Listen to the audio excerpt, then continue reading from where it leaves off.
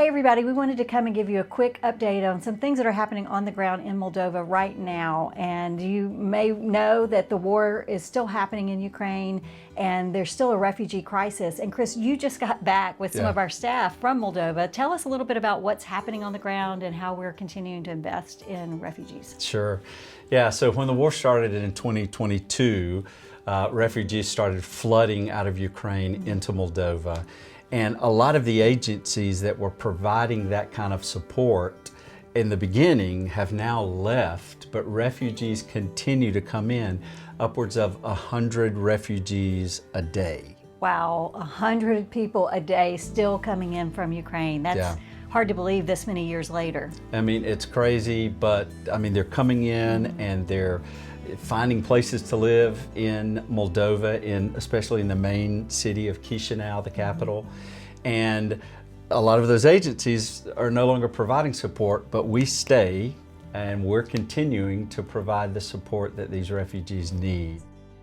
So what are some of the things that we're doing, some of that continued support? Yeah, so we're working with families and churches to support 1,000 plus refugees a month. Wow.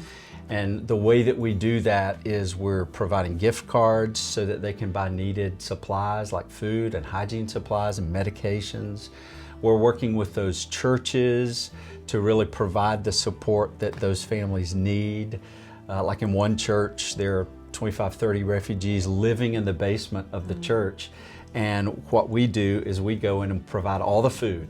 So we're feeding those refugees 3 meals a day, 7 days a week. What about the spiritual care? Are you seeing that happening as we partner with churches working with refugees? Yeah, and that's probably the most beautiful thing that we see happening, is that those churches are not just providing for their needs, but they're discipling. People come into Christ. Yes. It's amazing. There's one church Without Walls there, that their refugee coordinator, Inessa is her name, and she is really discipling women that are impacting families, and women have come to Christ because of the support that Inessa and her team are providing, and the support that now JMI is providing to those churches that are loving on those refugees. So we need to continue to ask people like you to continue to pour into our crisis fund so that we can do this. We will do this as long as we have the funds, as long as there's a need.